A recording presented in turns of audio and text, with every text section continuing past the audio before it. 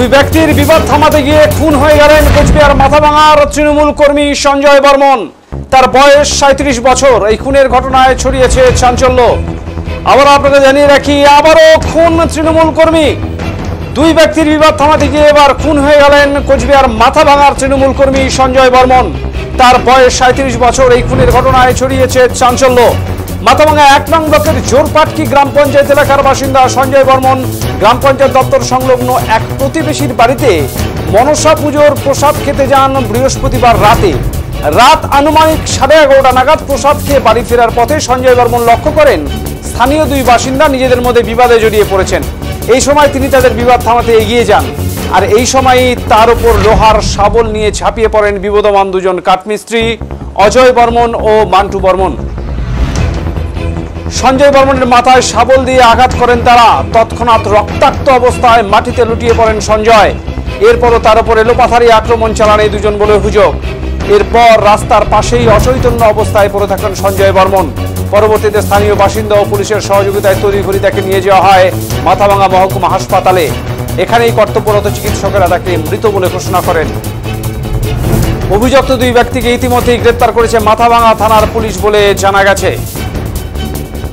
পেশায় প্লাইউড কারখানার শ্রমিক এই সঞ্জয় বর্মন। তিনি তৃণমূল কংগ্রেসের একজন একনিষ্ঠ কর্মী। তার মৃত্যুতে শোকের ছায়া নেমে এসেছে গোটা এলাকায়। কান্নায় ভেঙে পড়েছেন তার পরিবারের সদস্যরা।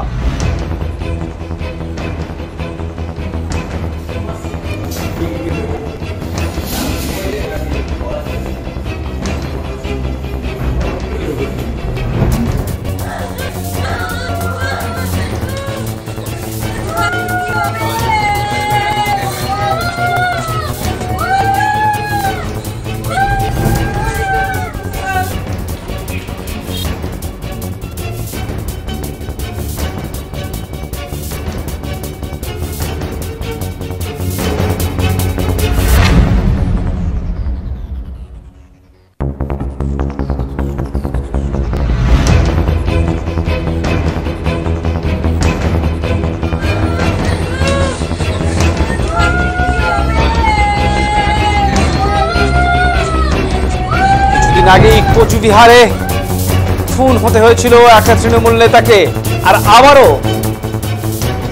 আবারও খুন হলেন তৃণমূল কর্মী। এবার অন্যের বিবাদ থামাতে গিয়ে খুন হয়ে গেলেন এই তৃণমূল কর্মী।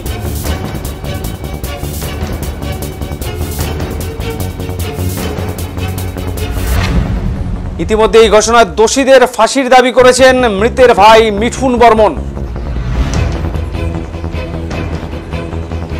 শোয়ার জন্য রেডি হচ্ছি, ওই সময় দুজন বাইকে এসে চিৎকার করে ডাকছে যে তোমার দাদা ওখানে পড়ে আছে। তারপর বাড়ি থেকে বাইক নিয়ে দৌড়ে চলে গেলাম। অঞ্চল অফিসের সামনে গিয়ে দেখি রক্তাক্ত অবস্থা পড়ে আছে। কেউ ওকে শাবল দিয়ে মুখটা পুরো করে দিয়েছে। তারপর ওখান থেকে আইসি সাহেবের গাড়িও ঢুকলো, ওনাকে নিয়ে ওনার গাড়িতে করে হসপিটালে নিয়ে ওখান থেকে ডাক্তার বললো যে এটা তো এখন কিছু বলা যাচ্ছে না। আমি বাড়িতে ছিলাম, এবার ওখানে আশেপাশে যারা আছে তারাই বলতে পারবে। দুজন নাকি অ্যারেস্ট হয়েছে, পুলিশ যেটা বললো। ওর সাথে কোনো সত্যতা ছিল না, ওকে মিলে কাজ করতো। বিষয়ে এখন তো কিছু বলতে পারছি না, তবে এটা কোন একদম রাত্রিবেলা আমি 11:30 থেকে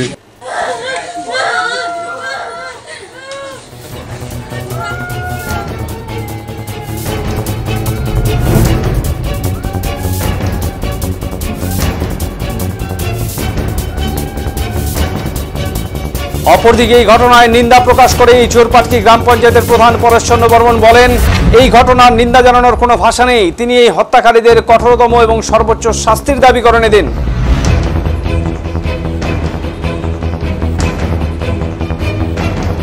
11:30 নাগাদ গ্রাম পঞ্চায়েত সংলগ্ন এক প্রতিবেশী আছে, তার বাড়িতে মনসা পূজা আছে। সেখানে সঞ্জয় বর্মন যে খুন হয়েছে প্রসাদ খেতে এসেছিল। প্রসাদ খাবার পরে যখন বাড়ি ফিরবে সেই সময় যারা সঞ্জয় বর্মনকে মেরে ফেললো তারা দুজনের মধ্যে ওই দুজনের মধ্যে বিবাদ চলছিল। সেই সময় লক্ষ্য করে ও এখানে এসে বলে যে তোমরা ভাই কেন ঝগড়াঝাটি করছো, এই কথাটাই তার হচ্ছে অপরাধ। সেই সময় তারা হচ্ছে পেশায় হচ্ছে কাঠমিস্ত্রি, তাদের কাছে যে শাবল থাকে সেই শাবল দিয়ে অতর্কিতভাবে সঞ্জয় বর্মনের মাথায় আঘাত করা হয়। কি করে? ওই কি বলা হয়, অজয় বর্মন আর মান্টু বর্মন বলে দুটো ছেলে আর কি। এবং সে এখানেই লুটিয়ে পড়ে এবং তারপরেও লুটিয়ে পড়ার পরেও তার উপর অসংখ্যবার মেরে ফেলার জন্যই আঘাত করা হয়। তারা এখানে পড়ে থাকে, সঞ্জয় বর্মন অচৈতন্য অবস্থায় পড়ে থাকে। পথ চলতি মানুষ এবং সেবিকের সহযোগিতায় পুলিশ কর্তৃপক্ষ এসে তাকে মাথাভাঙা এসডি হাসপাতালে নিয়ে যায়, সেখানেই তাকে মৃত বলে ঘোষণা করা হয়। এই ঘটনা অত্যন্ত দুঃখজনক, এর নিন্দার ভাষা আমার নেই। আমি চাই এই দুষ্কৃতী যে দুজন ধরা পড়েছে, যে ঘটনা ঘটিয়েছে, তাদের কঠোরতম সাজা হোক, সর্বোচ্চ সাজা হোক। আর বলে রাখি, সঞ্জয় বর্মন হচ্ছে আমাদের পাশে যে তিরুপতি ফ্লাইওভার ইন্ডাস্ট্রি আছে সেখানকার একজন শ্রমিক এবং আমাদের তৃণমূল কংগ্রেসের একজন একনিষ্ঠ কর্মী। আচ্ছা, এই খুনের পিছনে কি যারা মেরেছে তারা হচ্ছে সাধারণ, তারা হচ্ছে পেশায় হচ্ছে কাঠমিস্ত্রি, তাকে খুন হতে দেয়। আপনার নাম? পরেশচন্দ্র বর্মন, প্রধান, জোরপাটকি গ্রাম পঞ্চায়েত।